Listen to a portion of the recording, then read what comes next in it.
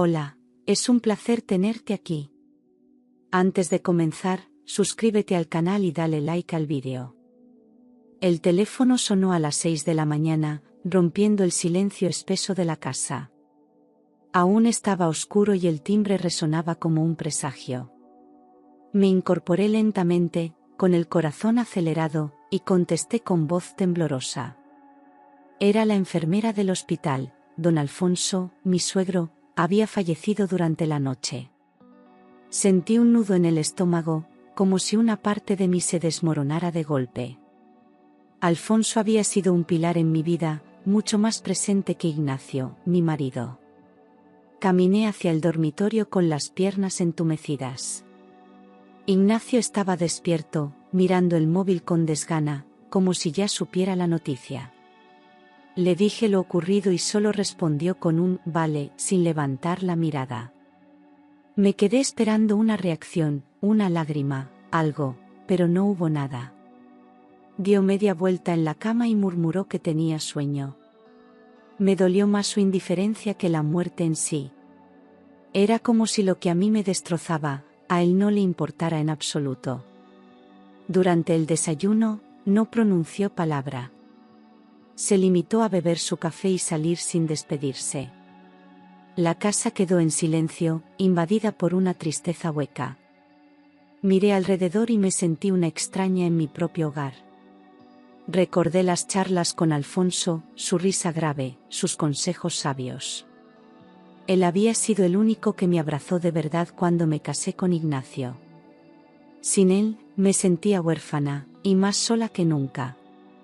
Me pasé la mañana haciendo llamadas, organizando todo para el funeral. Ignacio no volvió a casa. Ni una palabra, ni una ayuda, ni una mano. El hombre con quien compartía mi vida era un fantasma que solo pensaba en sí mismo. Me arrodillé frente al armario de Alfonso, abrí la puerta y el olor a su colonia me hizo estallar en lágrimas. Allí, sola en el suelo, entendí que ese día no solo había muerto un hombre, había muerto mi única certeza. La mañana del entierro amaneció gris, con una niebla espesa que envolvía todo como un sudario. Me vestí de negro con manos temblorosas, sintiendo que el corazón me pesaba como una piedra. Ignacio no dijo una sola palabra mientras nos dirigíamos al cementerio, conduciendo con el ceño fruncido. No había música en el coche, solo el sonido de la lluvia golpeando los cristales. Yo mantenía la mirada fija en el vacío, conteniendo el llanto con un nudo en la garganta. Tenía el alma hecha pedazos, pero debía mantenerme firme. Al llegar, la familia ya estaba reunida bajo los paraguas. Su madre lloraba desconsolada, abrazada por dos sobrinas lejanas. Ignacio se limitó a darle un beso rápido en la mejilla y se apartó, como si no quisiera ser visto. Me quedé a su lado por respeto, pero él se desplazó unos pasos, tomando distancia. Sentí que me empujaba fuera de su mundo, como si ya no perteneciera a él. Mi lugar en ese momento era incierto, difuso, como mi propia vida. Nadie sabía aún que lo peor estaba por llegar. Durante el responso, el sacerdote pronunció palabras hermosas sobre la vida de Alfonso. Yo solté una lágrima al escuchar su nombre, recordando su forma de llamarme hija. Era el único que me daba cariño sin condiciones. Ignacio permanecía inmóvil, con los brazos cruzados y la mandíbula apretada. Ni un gesto, ni una lágrima, ni una oración. A su lado, noté cómo consultaba el reloj varias veces, impaciente, como si estuviera deseando que todo terminara. Fue en ese instante cuando empecé a entender que algo no cuadraba. Cuando el ataúd descendió a la tierra, mi cuerpo se tensó de dolor. Quise coger la mano de Ignacio, buscar un poco de consuelo, pero él la retiró como si le diera asco. Me quedé helada. Alguien murmuró a mi espalda que su comportamiento era extraño, y asentí en silencio. Aquel entierro no solo marcaba el final de una vida, sino también el final de una mentira. La soledad me envolvía como un abrigo empapado, y mi alma susurraba que algo aún más devastador estaba por revelarse. 4 días después del entierro, recibimos una carta certificada con el sello del despacho del notario. Ignacio la abrió con indiferencia y la dejó sobre la mesa sin decir nada. Me acerqué a leerla y sentí un escalofrío. Nos citaban para la lectura del testamento de Alfonso. El corazón me dio un vuelco. Algo en mí se tensó, como si presintiera que esa reunión cambiaría todo. Le pregunté a Ignacio si vendría conmigo, y solo asintió sin mirarme. Esa noche, apenas pude dormir. Recordaba las palabras de Alfonso en vida, su forma de acariciar mi cabello y decir que yo era la única que valía la pena. Me preguntaba si habría dejado algo para mí, algún gesto que me hiciera sentir aún parte de esa familia. Ignacio, en cambio, dormía plácidamente, ajeno a mi tormento. Al amanecer, me preparé con esmero, me puse el colgante que Alfonso me regaló en mi aniversario de bodas. No por el valor material, sino por lo que representaba. Al llegar al despacho, Ignacio iba unos pasos por delante, con el móvil en la mano y sin intención de hablar. Subimos en silencio por un ascensor que parecía moverse eternamente. Al abrirse las puertas, me encontré con varios rostros conocidos de la familia. Me saludaron con frialdad, como si ya no supieran cómo dirigirse a mí. Yo mantenía la cabeza alta, disimulando el temblor en mis manos. Era la viuda simbólica de un hombre que no era mío desde hacía tiempo. Entramos en la sala de juntas. Sobre la mesa había carpetas, documentos y vasos de agua a medio llenar. El notario nos pidió que tomáramos asiento y explicó que procederíamos a leer el testamento oficial. Fue entonces cuando se abrió la puerta y entró una mujer desconocida, con un bebé en brazos. Ignacio se levantó de golpe y caminó hacia ella. Le tocó el rostro con ternura. Y mi mundo, sin aviso, se resquebrajó hasta quedar reducido a polvo. La puerta del despacho se cerró lentamente detrás de ella, como si el tiempo mismo quisiera darle dramatismo a su entrada. Era joven, esbelta, con el cabello recogido y una expresión serena. Llevaba un abrigo elegante y en brazos sostenía a un bebé de apenas unos meses. Yo no la conocía, pero Ignacio sí, se acercó a ella como si se reencontrara con alguien amado. Le acarició el rostro con una delicadeza que jamás había tenido conmigo. Y mientras los demás murmuraban en voz baja, yo me congelaba por dentro. El bebé emitió un leve balbuceo, y todos los ojos se volvieron hacia él. Tenía los mismos ojos de Ignacio, esa mezcla de verde y gris imposible de confundir. No hizo falta que nadie dijera nada, el niño era suyo. Sentí una punzada en el estómago, una náusea que trepaba como veneno por mi garganta. Ignacio volvió a su sitio sin apartarse de ella. Se sentó con ella y el niño, como si fueran una familia. Como si yo, que había estado a su lado durante más de una década, no existiera. Intenté mantener la compostura, pero mis piernas temblaban bajo la mesa. Miré al notario, esperando una señal de que aquello era una pesadilla, una broma cruel. Pero él simplemente me ofreció un gesto de lástima antes de continuar. Las miradas de los presentes se turnaban entre la nueva mujer, el niño y yo. Me sentía como un objeto viejo, olvidado en una esquina. Nadie osaba decir mi nombre. Me estaban enterrando viva en esa sala sin necesidad de un ataúd. Ignacio no dijo ni una palabra para explicarse. Ni una disculpa, ni un "lo siento", ni un intento de justificar su traición. Me borró delante de todos como si nunca hubiera sido parte de su historia. Aquella escena, pública y humillante, me marcó más que cualquier infidelidad. Era la traición más cruel, la indiferencia total. En ese momento, sentí que algo dentro de mí se rompía con un ruido sordo. Ya no era solo una esposa traicionada, era una sombra ante los ojos de todos. El notario carraspeó antes de comenzar, intentando imponer orden en aquella sala llena de tensión. Sacó del maletín un sobre grueso y lo abrió con movimientos pausados, sabiendo que estaba a punto de desatar una tormenta. Yo, Alfonso Ruiz de la Vega, empezó a leer con voz firme. Cada palabra caía como una losa sobre mis hombros. La presencia de Ignacio, esa mujer y el niño, hacía que todo adquiriera un tono surrealista. Yo apenas respiraba, con el corazón latiéndome en los oídos. El documento comenzaba con agradecimientos y recuerdos de juventud.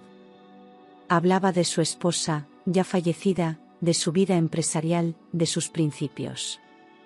Mencionó a Ignacio como su hijo único, con una expresión que el notario enfatizó: a pesar de todo, sigue siendo mi sangre.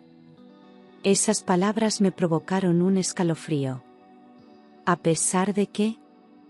¿Qué sabía Alfonso antes de morir? Cerré los ojos por un segundo, deseando que esas páginas revelaran alguna justicia. Pero en el fondo, temía lo contrario.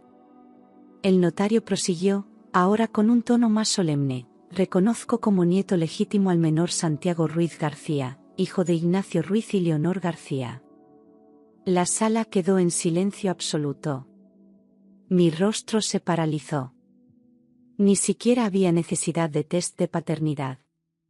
Alfonso había aceptado al hijo de la amante como heredero legítimo. Ignacio me miró por primera vez, pero no había arrepentimiento en su expresión. Solo triunfo.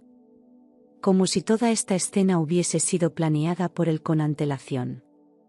El notario continuó leyendo las disposiciones patrimoniales. El 40% de la herencia pasaba directamente al niño. Otro 40% para Ignacio. Y el resto, destinado a una fundación que yo jamás había escuchado mencionar. Mi nombre no aparecía. No una línea. No un recuerdo. No una despedida. Me habían borrado no solo del presente, sino también del legado de un hombre al que había cuidado como a un padre. En ese momento, me sentí más huérfana que nunca. Las palabras del notario resonaban en mi cabeza como un eco doloroso.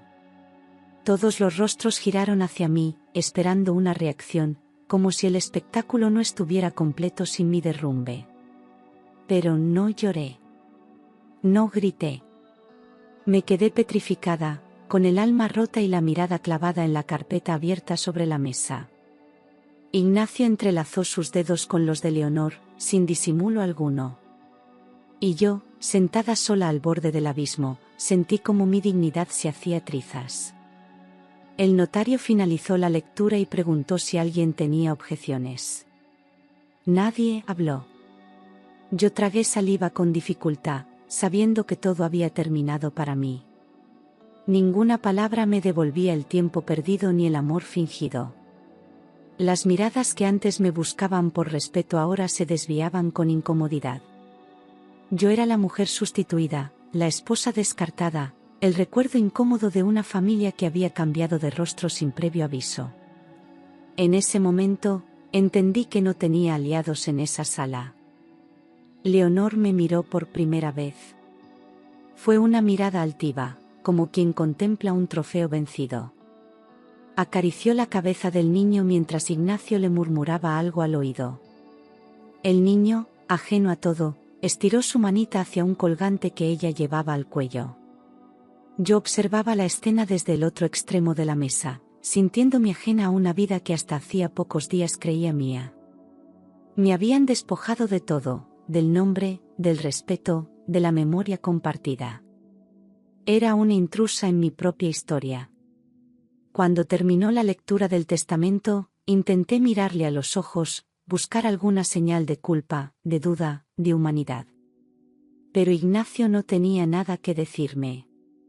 Se levantó con tranquilidad, cogió al niño en brazos y le dio un beso en la frente. Luego tomó la mano de Leonor como si fuese lo más natural del mundo. Al pasar junto a mí, murmuró con frialdad: no hagas una escena. Y con esas 4 palabras, selló mi muerte emocional. Salieron los 3 del despacho, y todos los presentes desviaron la mirada. Nadie me tendió una mano. Nadie me preguntó si estaba bien. Me quedé inmóvil, clavada en la silla como si me hubieran encadenado. Sentía que el aire no llegaba a mis pulmones, que el suelo me tragaba poco a poco. Logré incorporarme y salir tambaleándome, sin rumbo. La calle me recibió con un viento helado y un murmullo de juicio silencioso. Caminé sin destino durante horas, vagando entre calles que ya no reconocía. Todo me parecía hostil, los coches, los edificios, las caras de desconocidos. La gente me miraba con curiosidad, quizás intuían que era la mujer del escándalo. Pero nadie se acercó. Nadie dijo nada. Yo seguía avanzando como un fantasma, con el alma arrastrándose detrás de mí. Sin casa, sin nombre, sin dignidad. Esa noche no sabía a dónde ir, pero mis pasos me llevaron de vuelta a lo que antes llamaba hogar. Crucé la puerta temblando, con el corazón hecho cenizas. El silencio dentro era sepulcral. Me desplomé en el sofá, abrazando una almohada como si pudiera calmar el dolor con tela. Y lloré. Lloré sin pudor, sin pausa, hasta que no me quedó una sola lágrima. Porque en ese instante comprendí que ya no tenía marido. Solo recuerdos rotos. Al cruzar el umbral, el silencio me golpeó con más fuerza que cualquier palabra. Encendí la luz del pasillo y noté que algo faltaba. Las fotos que adornaban la entrada ya no estaban. Solo quedaban las marcas rectangulares en la pared, como cicatrices de una historia arrancada a la fuerza. Me apoyé contra el marco de la puerta y respiré hondo, sintiendo que aquel lugar ya no me pertenecía. Era una casa, sí, pero ya no era un hogar. Me dirigí al dormitorio y encontré el armario entreabierto. Me acerqué temblando y al abrirlo, confirmé lo que temía: estaba vacío. Ignacio se había llevado todo, hasta los trajes que yo misma le había planchado con esmero. En su lado del cajón no quedaba ni un calcetín, ni un papel, ni una nota de despedida. Lo había borrado todo, como si nunca hubiera vivido conmigo. Incluso se había llevado la colcha que compramos juntos en nuestro primer aniversario. Fui a la cocina por inercia, buscando algo caliente para aferrarme a la rutina. Pero sobre la mesa solo quedaban 2 copas sucias y restos de pan duro. No había señales de vida, ni olor a café, ni ruido de fondo. Era como si el tiempo se hubiera detenido dentro de esas paredes. Abrí la nevera, vacía. Cerré los ojos con fuerza, intentando no caer al suelo. Me senté en una de las sillas, abrazando mis rodillas. El silencio era tan denso que casi dolía. Esa noche, no encendí el televisor. No cogí el móvil. No me cambié de ropa. Me tumbé en el sofá y dejé que las lágrimas fluyeran solas. Lloré con la cara hundida en un cojín, sin control, sin pausa. Sentía que me habían arrancado la piel, los sueños, el futuro. No dormí ni un segundo. Solo miré el techo, una y otra vez, deseando que fuera una pesadilla. Pero no lo era. Era mi vida. Vacía. Igual que aquella casa. A la mañana siguiente, me desperté con la cara hinchada y la garganta seca. Me arrastré hasta el baño, sin fuerza siquiera para mirarme al espejo. Pero mientras me lavaba la cara, los recuerdos comenzaron a caer sobre mí como una lluvia helada. Las noches en las que Ignacio se ausentaba sin avisar, los viajes de negocios que nunca supe a dónde le llevaban. Las llamadas que cortaba en cuanto yo entraba en la habitación. Siempre estuvo ahí, la verdad. Y yo, por miedo, nunca quise verla. Abrí el cajón donde guardábamos las facturas y comencé a revisar papeles viejos, en busca de pruebas. Encontré extractos bancarios con gastos en hoteles, flores, joyas, y ninguno llevaba mi nombre. Supe entonces que no había sido solo una amante ocasional. Lo suyo con Leonor venía de lejos. Me sentí estúpida. Había dormido junto a un desconocido. Había compartido mi vida con alguien que llevaba años construyendo otra, a mis espaldas. El engaño no fue momentáneo. Fue meticuloso. Frío. Planeado. Recordé cada vez que le pregunté si me amaba y él respondía con evasivas. Cada aniversario olvidado, cada gesto de desprecio camuflado de cansancio. Había señales por todas partes, pero yo las había tapado con excusas. Me dije que el trabajo lo tenía estresado. Que los silencios eran fruto de la rutina. Pero no. Él ya no me quería. Y yo fui tan cobarde que preferí ignorarlo. Porque enfrentarse a la verdad dolía más que cualquier mentira. Me miré al espejo con los ojos enrojecidos y me dije en voz alta, nunca más. Nunca más iba a vivir bajo la sombra de nadie. Nunca más permitiría que me convirtieran en adorno, en sirvienta con anillo. Aunque aún no sabía cómo, supe en ese instante que tenía que rehacer mi vida. Que, si quería sobrevivir, tenía que arder, para renacer. Porque solo una mujer que ha sido traicionada hasta el hueso sabe cómo reconstruirse. Y yo, por fin, había tocado fondo. Estaba limpiando el armario de la habitación de invitados cuando una carpeta cayó del estante superior. Al abrirla, encontré documentos antiguos, fotografías familiares, y un sobre cerrado con mi nombre escrito a mano. Reconocí la caligrafía de don Alfonso al instante. Me senté en la cama con el corazón acelerado y las manos temblorosas. Rompí el sello con cuidado, como si dentro hubiese algo sagrado. Nunca imaginé que esas palabras cambiarían todo lo que creía perdido. Querida hija, empezaba la carta. Sentí que el alma se me encogía. Alfonso nunca me había llamado así en voz alta, pero leerlo así, tan claro, me atravesó el pecho. En la carta me pedía perdón por no haber actuado antes, por haber sospechado de Ignacio y no haberme protegido a tiempo. Me confesaba que había descubierto la infidelidad, que se sintió traicionado por su propio hijo. Decía que yo era la única persona en quien confiaba plenamente. Que me consideraba su verdadera familia.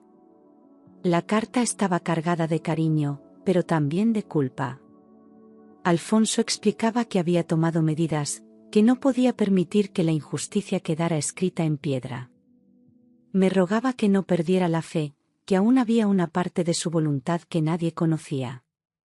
Al final del sobre, encontré un segundo, más pequeño, con otro documento doblado con delicadeza. Lo deslicé fuera del sobre con cuidado. Era una copia manuscrita de un testamento nuevo, firmado por él semanas antes de su muerte. Mis ojos se llenaron de lágrimas. Alfonso había dejado todo preparado. Me nombraba heredera universal, revocando cualquier decisión anterior. El documento llevaba fecha, firma, y un sello de notaría. Me llevó unos minutos comprender el alcance de lo que tenía entre las manos.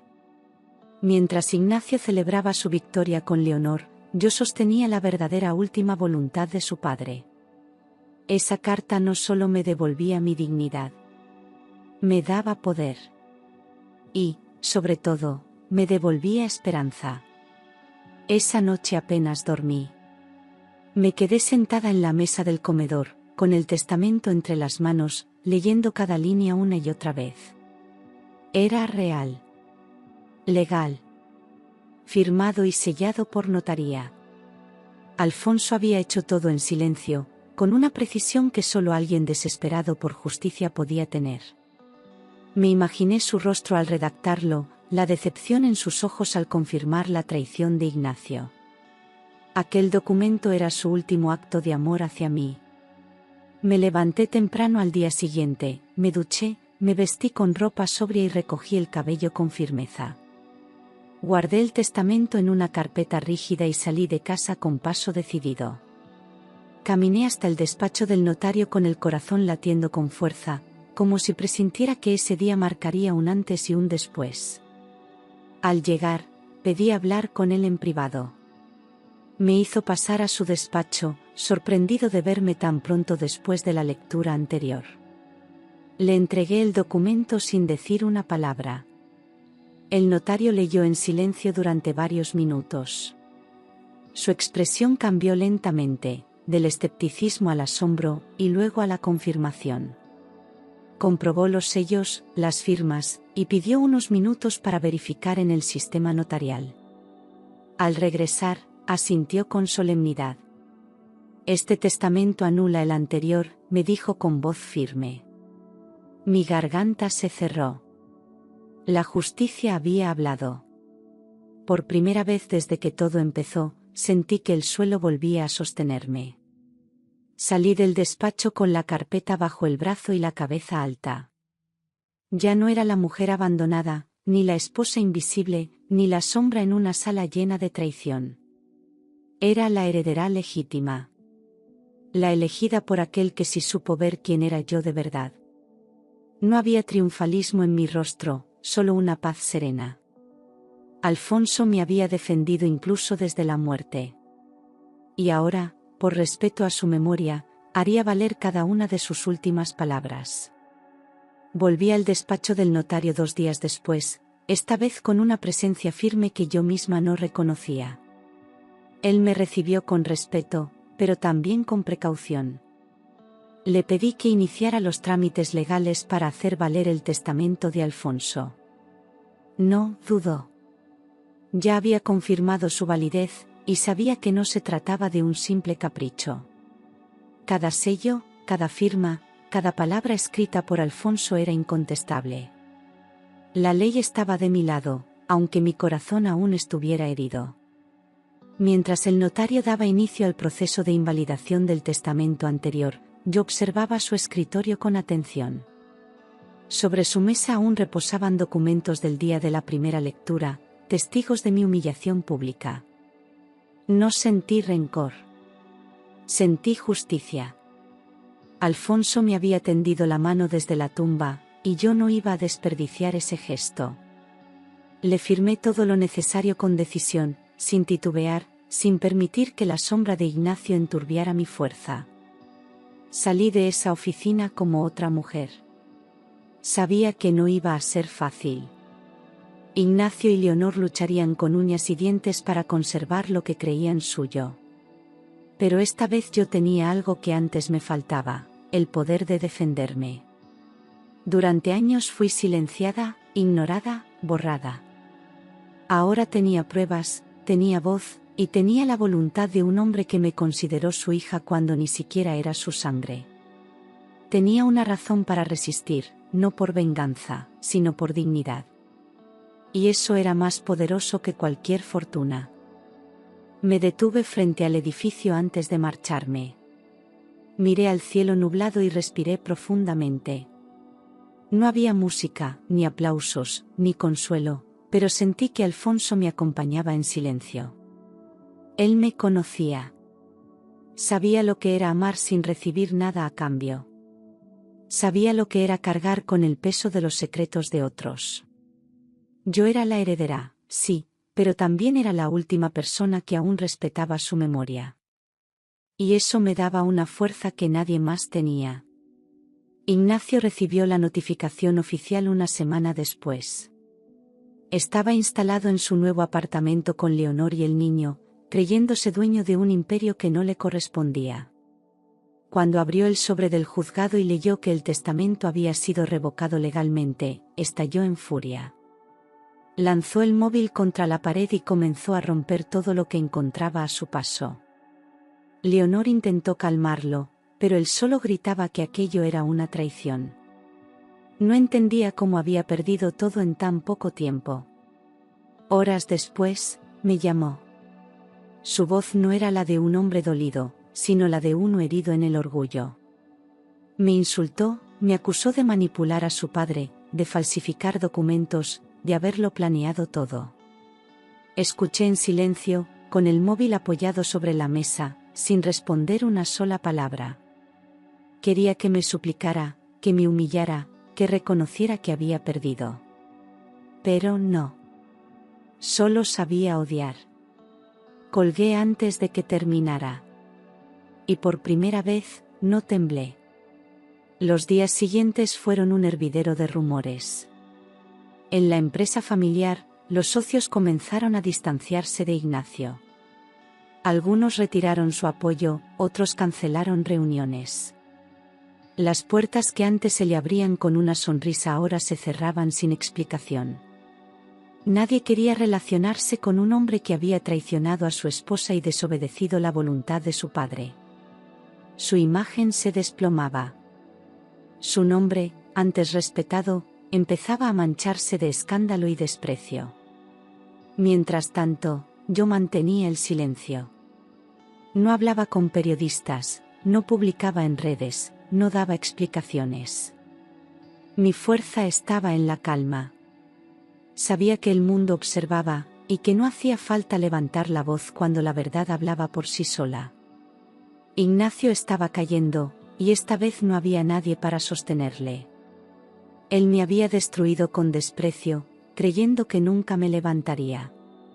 Pero ahora era él quien se arrastraba entre ruinas, y yo la única que caminaba erguida. No tardó mucho en aparecer. Una mañana, mientras tendía la ropa en el pequeño balcón, escuché gritos provenientes de la calle. Era Leonor. Venía sola, despeinada, con el rostro desencajado y los ojos llenos de furia. Señalaba mi ventana y me insultaba a gritos, como si estuviera poseída. Decía que yo era una ladrona, que me había aprovechado de un anciano enfermo, que todo eso le pertenecía a su hijo.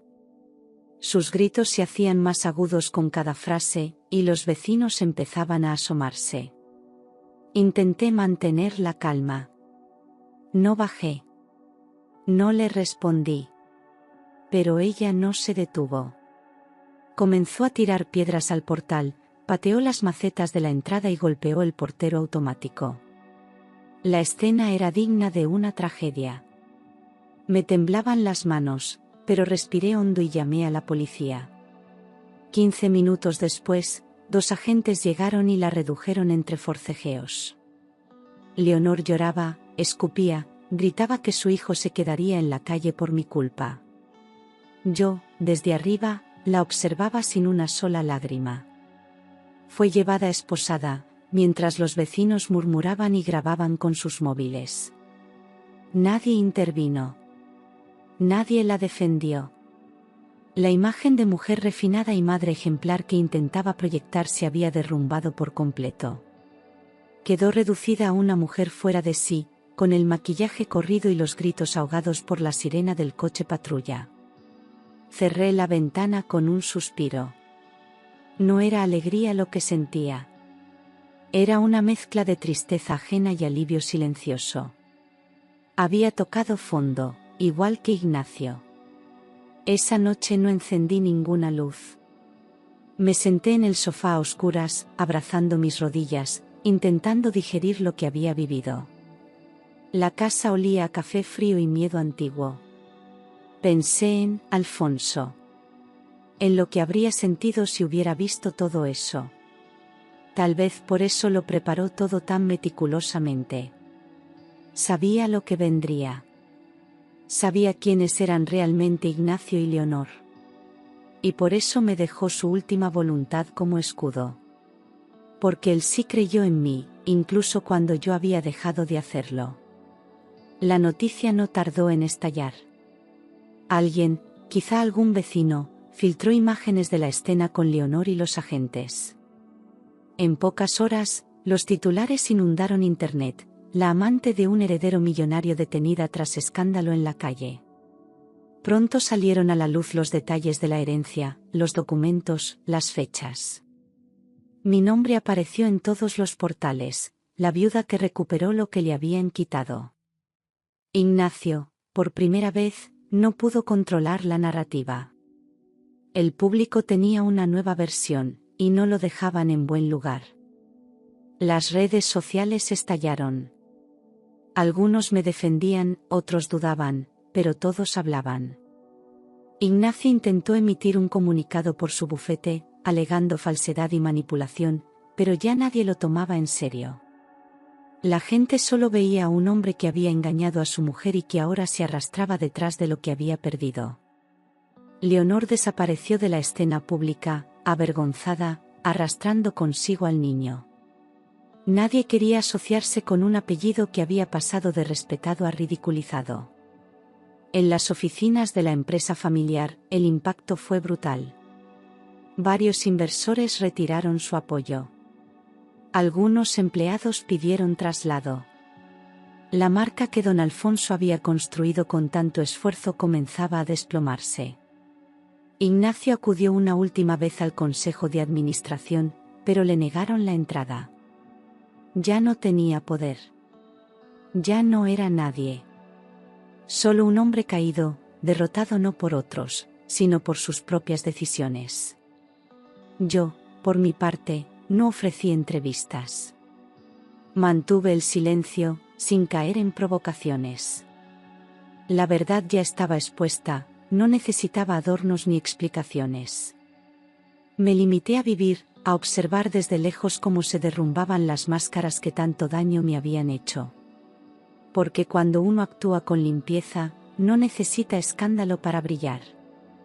Y aunque seguía cargando cicatrices, ya no caminaba en la sombra. Era libre, y, por fin, respetada. Con todo lo ocurrido, la casa volvió a quedarse en silencio. Esta vez no por abandono, sino por la calma pesada que dejan las guerras ganadas con dolor. Me sentaba en el sofá y sentía que había vencido, pero no celebraba. El eco de todo lo que perdí seguía resonando en cada rincón. Tenía el documento, tenía la justicia, tenía la verdad, pero me faltaba algo más profundo. Ignacio me había vaciado por dentro. Y aún no sabía cómo volver a llenarme. Por las noches, me costaba respirar. Me tumbaba en la cama y repasaba cada traición, cada gesto frío, cada mirada esquiva. Cerraba los ojos y aún veía a Ignacio acariciando el rostro de Leonor. A veces soñaba que Alfonso entraba en la habitación, me abrazaba, y al despertar, el hueco en mi pecho era más grande. El dinero no curaba eso. La herencia no reparaba el alma. Y lo que más dolía era entender que había amado a alguien que nunca existió. Intenté volver a mis rutinas, pero ya nada tenía sentido. Ir al supermercado, preparar café, doblar la ropa, eran gestos automáticos, sin emoción. Me miraba al espejo y no reconocía a la mujer que devolvía la mirada. Había fuerza en su rostro, sí, pero también una tristeza que no se borraba con el tiempo. Me preguntaba una y otra vez, ¿quién soy ahora? ¿Qué hago con esta libertad que me dejaron a la fuerza? ¿Dónde empieza mi vida si ya no me queda nada que recuperar? Fue entonces cuando comprendí que la reconstrucción no empieza con los actos, sino con las heridas. Que antes de levantarme, tenía que permitir que doliera. Que sangrara. Que ardiera. Porque si quería volver a ser yo misma, tenía que dejar de huir del vacío. Tenía que sentarme frente a él, y escucharlo. Y aunque me aterraba, supe que ese era el primer paso. Porque solo quien se enfrenta a su dolor sin disfraz puede algún día volver a vivir de verdad. Era una noche tranquila, de esas en las que el silencio pesa más que el cansancio. Me encontraba en el salón, con una manta sobre las piernas y una taza de té que ya se había enfriado. No había encendido la televisión. Solo me acompañaban las sombras y el leve tic-tac del reloj. Entonces, alguien llamó a la puerta. Un golpe seco, firme, que rompió la quietud como un trueno. Me sobresalté, sin imaginar que esa llamada traería consigo una nueva verdad. Abrí con cautela, esperando encontrar a un vecino, un mensajero, o incluso algún periodista entrometido. Pero frente a mí estaba una mujer de mediana edad, vestida con ropa sencilla, con una expresión serena y respetuosa.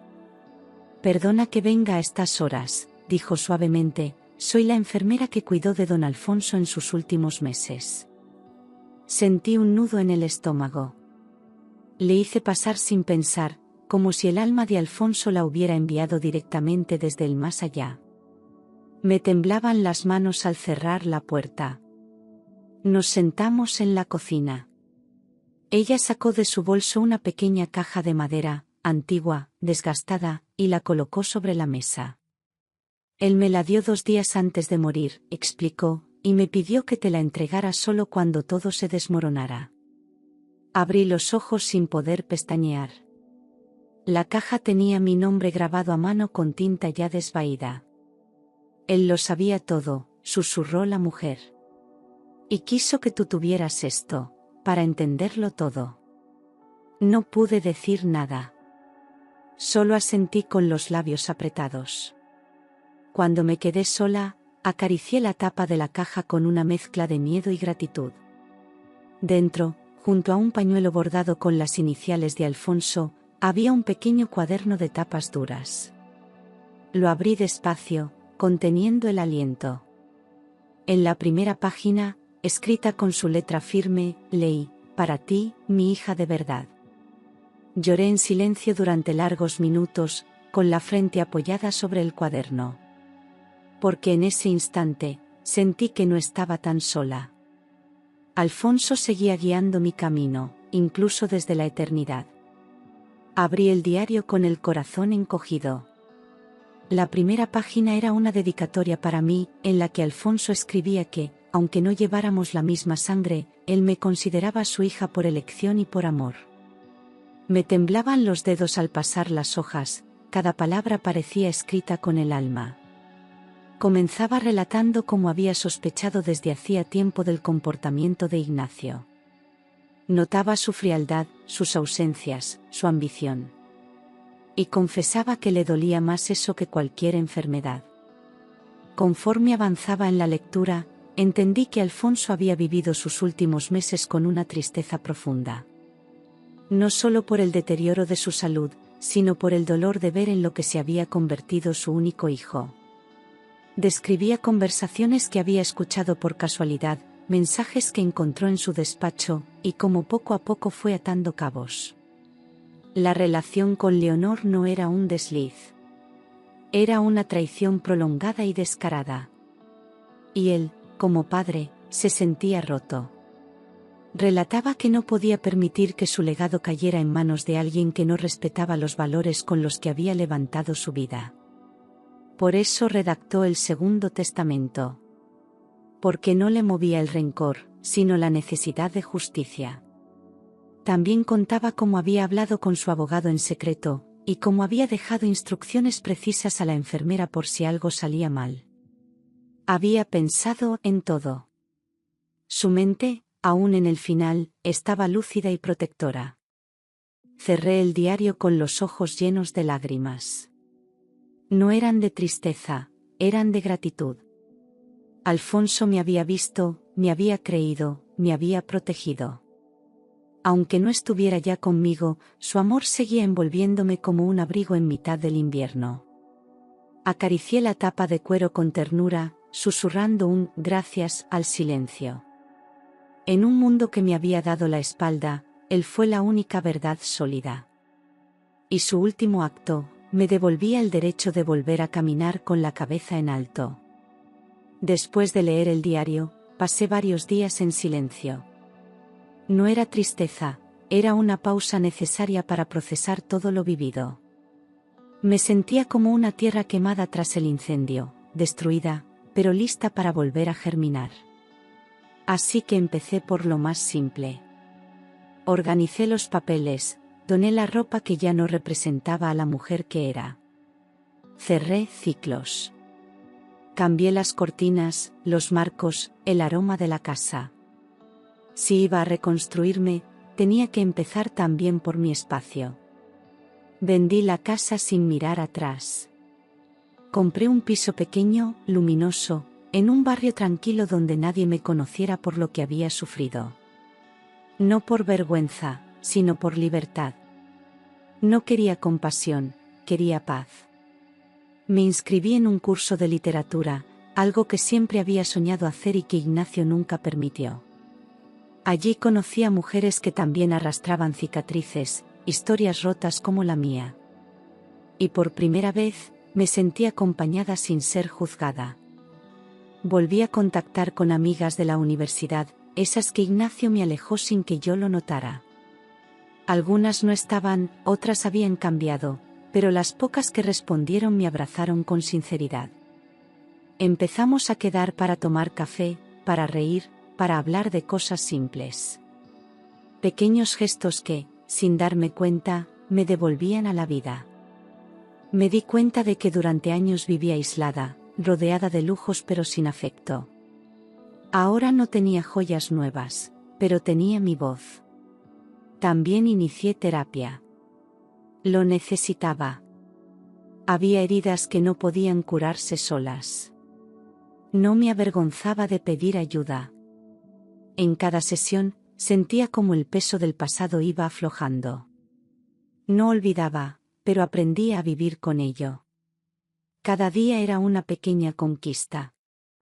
Y poco a poco, sin prisa, sin ruido, mi reflejo en el espejo ya no me parecía ajeno. Volvía a reconocerme. Volvía a habitarme. Y esa sensación no tenía precio. Una tarde, mientras organizaba unos documentos en la estantería, encontré una fotografía de Alfonso sosteniendo en brazos al pequeño Santiago. Me quedé mirándola durante minutos. Aquel niño, inocente de todo, también había sido parte del engaño, sin saberlo. No era culpable de lo que sus padres habían hecho. Y sin embargo, arrastraría ese apellido, esa historia, ese dolor. Fue entonces cuando entendí que algún día tendría derecho a saber la verdad. Y decidí escribirle una carta. Me senté con calma, con una hoja en blanco y un bolígrafo entre las manos. No sabía por dónde empezar. No quería hablar desde el rencor, sino desde la compasión. Porque por muy profundo que fuera el daño, yo seguía siendo humana. Y ese niño, que ni siquiera podía defenderse, merecía una versión diferente. Empecé la carta con su nombre, y escribí cada palabra como si se la dijera al oído. Contándole mi historia. Contándole la de su abuelo. Sin mentiras, pero con respeto. Le hablé de Alfonso, del hombre que lo aceptó como nieto y que también me consideró su hija. Le conté cómo me cuidó, cómo me defendió incluso desde la tumba. Le expliqué lo que pasó con su padre, pero sin convertirlo en monstruo. Porque nadie nace cruel, se elige el camino. Y aunque Ignacio me destruyó, yo no deseaba que él creciera odiándolo. Quería que supiera que tiene otra raíz. Una que no viene de la sangre, sino de la verdad y del amor profundo. Guardé la carta en un sobresellado con mi nombre y la fecha. Lo dejé dentro de una caja fuerte, junto al diario de Alfonso. Sabía que aún no era el momento de entregársela. Era muy pequeño. Pero algún día, cuando creciera y buscara respuestas, yo estaría preparada. Porque a pesar de todo, no quería romper su historia. Solo quería que conociera la verdad, cuando estuviera listo para mirarla a los ojos. Con la cabeza alta. Y sin miedo a lo que encontraría. Pasaron los meses y el nombre de Ignacio desapareció de los titulares. Ya nadie hablaba de él en los círculos sociales donde antes era recibido con reverencias. La empresa familiar había sido vendida por sus accionistas, cansados del escándalo y la inestabilidad. Sus contactos se evaporaron como el humo de un cigarro mal apagado.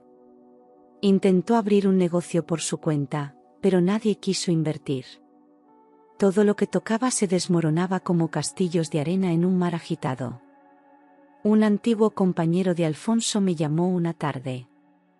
Me dijo que había visto a Ignacio en un bar de mala muerte, pidiendo alcohol fiado. Iba desaliñado, ojeroso, con la mirada perdida. Me preguntó si quería saber más. Yo solo respondí, no, gracias. Ya no me movía la curiosidad ni el odio. Solo pena. Una pena fría, distante, que no buscaba venganza, solo olvido. Porque no hay caída más dura que la de quien se creía invencible.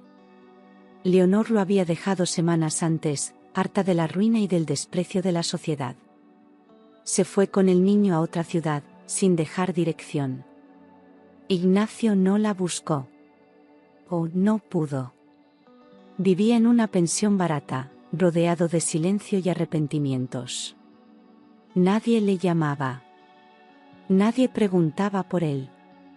Y cada noche, al cerrar los ojos, tenía que enfrentarse a lo único que nunca pudo controlar, su propia conciencia. Ese era el castigo que ningún tribunal podía imponerle. Yo, mientras tanto, seguía con mi vida. No con alegría, pero sí con serenidad. No celebraba su caída, porque no había gloria en ver a alguien destruido por sus propias decisiones. Solo sentía alivio de haber salido a tiempo. De haber escapado del pozo al que él mismo se había arrojado. Ignacio tocó fondo, sí. Pero no porque yo se lo quitara todo, sino porque no supo valorar nada. Y eso, al final, fue su verdadera condena. Fue un domingo cualquiera cuando recibí un correo que me dejó sin aliento. El remitente era un nombre desconocido, pero el contenido me paralizó. Hola, soy Santiago. Me han hablado de ti. Me gustaría conocerte. Leí y releí esas palabras como si no fueran reales. No había rencor, solo una voz joven, buscando respuestas. Tenía ya 10 años. Y con esa edad, empezaba a hacerse preguntas. Preguntas que su madre no quería o no podía responder. Preguntas que yo había esperado durante años poder contestar. Nos citamos en un parque discreto, lejos del bullicio, con bancos bajo los árboles y caminos de tierra. Fui nerviosa, con el corazón en la garganta y la carta que le escribí años atrás doblada en el bolso. Cuando lo vi acercarse, supe que era él. Tenía la mirada de Alfonso, pero también algo mío, una paz que no entendía pero que me conmovía. Sonrió con timidez y me saludó como si me conociera de siempre. Me senté a su lado y no dije nada al principio. Solo lo miré. Y sentí ternura. Santiago me preguntó por su abuelo. Quería saber cómo era, cómo hablaba, qué le gustaba. Le conté anécdotas, momentos pequeños pero llenos de amor. Él escuchaba con los ojos abiertos, absorbiendo cada palabra como si fuera un tesoro. Luego, con voz baja, me preguntó si Ignacio me había querido alguna vez. Me quedé en silencio unos segundos. Le respondí que a veces las personas no saben amar como deberían, y que eso también deja cicatrices. Él no lloró. Solo asintió. Como si ya lo supiera. Antes de despedirnos, me abrazó. Fue un abrazo sincero, cálido, sin palabras. Me susurró, gracias por no odiarme. Le acaricié el pelo y le dije que los hijos no tienen culpa de los errores de sus padres. Caminó hacia su madre, que lo esperaba a lo lejos, y antes de irse, me dedicó una última sonrisa. Me quedé sentada un rato más, respirando hondo, con el alma en calma. Porque ese niño, era la prueba de que incluso en medio del dolor, aún pueden hacer algo hermoso.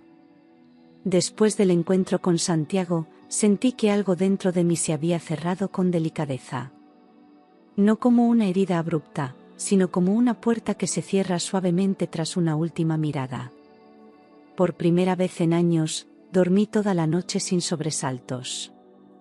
Me desperté sin ansiedad, sin recuerdos amargos corriendo por mis venas. El silencio de la casa ya no era pesado, era sereno. La calma no era ausencia de ruido, era aceptación. Con el dinero heredado, decidí hacer algo que tuviera sentido. No para demostrar nada a nadie, sino para transformar el dolor en semilla. Abrí un centro de apoyo para mujeres que habían pasado por relaciones destructivas. Le puse el nombre de Alfonso. Fundación Ruiz de la Vega. No por el apellido, sino por el hombre que creyó en mí cuando yo no podía sostenerme sola.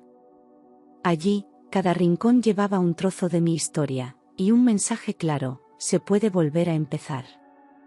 Cada mujer que cruzaba aquella puerta encontraba más que ayuda psicológica o legal. Encontraba espejo. Encontraba verdad. Yo les hablaba sin rodeos, con las cicatrices a la vista. No fingía ser fuerte, les mostraba cómo se camina con heridas aún abiertas. Nos sosteníamos unas a otras, como un ejército silencioso que no buscaba venganza, sino justicia interior. Era un espacio de sanación colectiva, de reconstrucción, de vida nueva. A veces me sentaba en el jardín del centro al final del día y cerraba los ojos. Escuchaba las risas de las voluntarias, el murmullo de conversaciones íntimas, la energía de mujeres que decidían levantarse. Y pensaba en todo lo que había vivido, en todo lo que había perdido, y en todo lo que había ganado. Ya no era la mujer rota. Ya no era la esposa olvidada. Era simplemente yo. Libre. Viva. En paz. Decidí que el centro necesitaba algo más que un nombre. Quería que cada mujer que cruzara sus puertas supiera quién había hecho posible ese refugio. Por eso, colgué una foto de Alfonso en la entrada, enmarcada en madera clara, con una placa debajo. No decía empresario, ni padre ejemplar. Decía simplemente: a quien supo ver más allá de la sangre. Porque él no me eligió por deber. Me eligió por convicción, por humanidad, por amor verdadero. Y ese gesto merecía ser eterno. Muchos me preguntaban por qué no había usado mi propio nombre para el centro. Yo sonreía y respondía que todo lo que era se lo debía a alguien que me enseñó a no rendirme. Alfonso no me dio solo una herencia material. Me dejó un valor que no se mide en cifras. Me dio confianza, visión, propósito. Su testamento no fue un papel, fue una última lección. Una forma silenciosa de decirme que, incluso en medio de la tormenta, alguien creyó en mí. A veces llegaban mujeres con los ojos apagados, con las manos temblando como un día estuvieron las mías. Las escuchaba, las acompañaba, y al final del proceso, veía cómo volvían a brillar.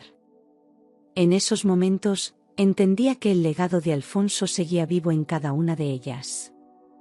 En cada decisión valiente, en cada no más, en cada lágrima convertida en semilla. Ese era su verdadero triunfo, no la fortuna, sino la transformación que provocó a través del amor. No tenía hijos biológicos, pero tenía hijas de historia, de lucha, de dignidad recuperada. El apellido Ruiz de la Vega ya no era símbolo de riqueza. Era símbolo de justicia. De segunda oportunidad. De esperanza. Y aunque Alfonso ya no estaba, su memoria era más fuerte que nunca. Vivía en los pasillos del centro, en los abrazos que se daban allí, en cada mujer que recuperaba su voz. Ese era, sin duda, el legado más poderoso que alguien podía dejar. El día de la inauguración oficial del nuevo ala del centro, el salón estaba lleno de mujeres, voluntarias, periodistas y antiguos colaboradores de Alfonso. Había emoción en el ambiente, lágrimas discretas, aplausos sinceros. Yo llevaba un vestido sencillo y el colgante que Alfonso me regaló una vez, como símbolo de todo lo que había superado. Me disponía a dar unas palabras cuando lo vi. Al fondo del pasillo, apoyado en la pared. Ignacio. Solo. Más delgado. Más viejo. Más triste. Nadie lo reconoció al principio. Su aspecto distaba mucho del hombre elegante y seguro que solía ser. Su ropa estaba arrugada, el rostro pálido, el pelo revuelto. Pero sus ojos buscaban algo. Tal vez perdón. Tal vez consuelo. Tal vez simplemente despedirse. No avanzó ni un paso. Se quedó ahí, inmóvil, observando todo desde la distancia. Como un extraño que contempla una vida que ya no le pertenece. Nuestros ojos se cruzaron por un breve instante. No hubo rencor. No hubo reproche. Solo silencio. Un silencio cargado de lo que nunca dijimos. No me acerqué. No tenía nada más que ofrecerle. Ni odio, ni amor, ni palabras. Solo un adiós sin voz. Ignacio lo entendió. Bajó la cabeza, dio media vuelta y se marchó. Nadie más lo notó. Nadie preguntó por él. Fue como una sombra que cruzó el pasado, y se desvaneció para siempre. Después de su partida, tomé aire y subí al escenario. Agradecí la presencia de todos, hablé del valor de reconstruirse, de sanar, de volver a confiar. No mencioné su nombre, no hacía falta. Ya no formaba parte de mi historia. No del presente. No del futuro. Solo del camino que me llevó hasta aquí. Y mientras todos aplaudían, supe con certeza que había cerrado el último capítulo pendiente. Y que la libertad, esta vez, era completa.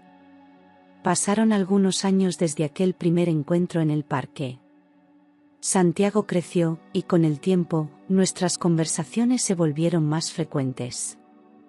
Empezó a escribirme correos, a contarme sus dudas, sus sueños, sus miedos. Yo siempre respondía con cuidado, sin invadir, respetando los silencios. Nunca hablé mal de su padre, aunque sabía que él ya comprendía muchas cosas por sí solo. Nuestra relación se fue construyendo a base de verdad, paciencia y afecto sin condiciones. Un verano, me escribió para decirme que quería venir a pasar unos días conmigo. No para escapar, dijo, sino para entender. Preparé su habitación con mimo, coloqué un par de libros en la mesita y dejé una foto de Alfonso enmarcada sobre la cómoda. Cuando llegó, tenía ya 15 años. Alto, serio, con esa mezcla de madurez precoz y mirada limpia. Me abrazó sin decir nada, como si el tiempo no nos hubiera separado. Y en ese gesto, supe que aquel niño, ya era un hombrecito. Durante su estancia, paseamos por el barrio, cocinamos juntos y compartimos silencios cómodos. Le mostré el centro, le hablé de Alfonso, le enseñé el diario. Se lo llevó a su cuarto y lo leyó entero, en una sola noche. A la mañana siguiente, me miró con los ojos llenos de lágrimas y dijo, ahora lo entiendo todo. No hizo más preguntas. Solo me ayudó a poner flores nuevas en la foto de Alfonso. Y me ofreció su mano, como quien honra a quien ya no está. Antes de marcharse, me dijo que quería venir todos los veranos. Que había encontrado un lugar donde se sentía en paz. Le respondí que siempre tendría una habitación allí. No como un refugio, sino como una elección. Nos despedimos con un abrazo largo, silencioso, sincero. Mientras se alejaba, sentí una ternura inmensa. Porque Santiago no era solo el hijo de Ignacio. Era también el nieto de Alfonso. Y ahora, por fin, también era parte de mí. Hoy mi vida no es perfecta, pero es mía. Me levanto cada mañana con la certeza de que no debo explicaciones a nadie, y que cada paso que doy está lleno de sentido. Ya no camino con miedo, ni con la sombra del pasado pegada a los talones.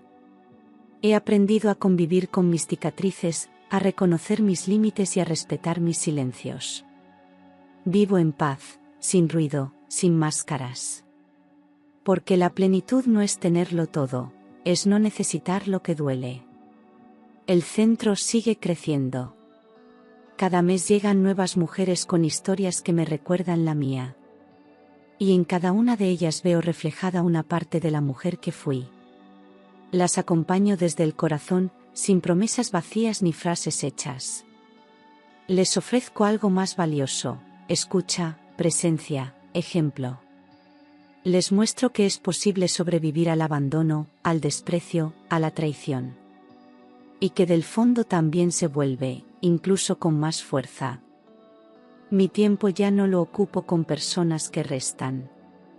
Cultivo amistades sinceras, vínculos reales, momentos simples. Viajo de vez en cuando, escribo en un cuaderno las cosas que aprendo. Sigo yendo a terapia, no por necesidad, sino por elección. Porque cuidarme es una forma de agradecerme todo lo que aguanté. No quiero volver atrás. No quiero borrar el pasado. Solo quiero seguir avanzando con la cabeza alta y el alma tranquila. A veces me sorprendo sonriendo sin razón, y entonces lo entiendo, es esto. Esta sensación serena, esta calma limpia, esta ausencia de miedo, es la plenitud. No hay fuegos artificiales ni grandes aplausos. Solo una vida en la que me reconozco. Una vida construida desde la verdad, la dignidad y el amor propio.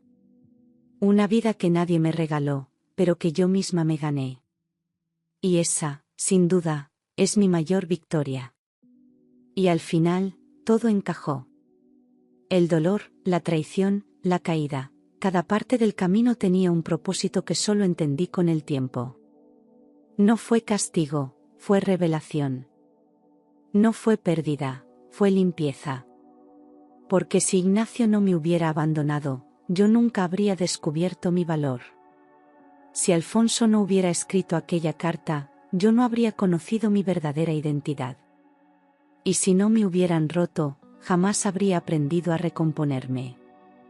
No busqué venganza, solo verdad.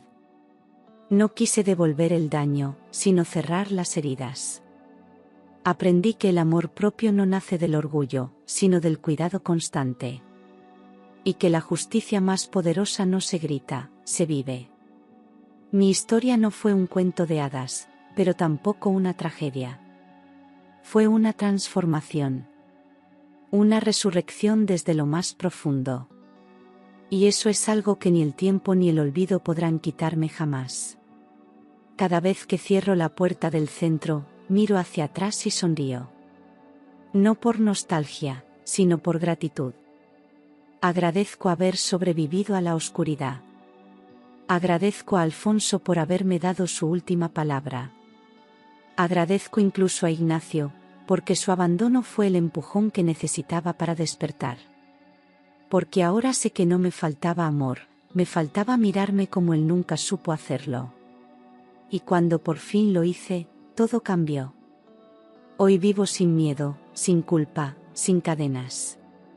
Con cicatrices, sí. Pero libres.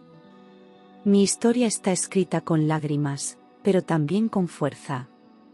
Y si alguna mujer la lee, si alguna vez siente que no puede más, que sepa esto, siempre se puede volver a empezar. Porque a veces, la vida te empuja al borde solo para que descubras que sabes volar. Y yo, volé. Con alas rotas, sí. Pero volé. ¿Te ha gustado la historia? Déjanos en los comentarios qué te ha parecido. Y no olvides suscribirte a nuestro canal y darle like a este vídeo. Siempre publicamos nuevas historias. Hasta la próxima.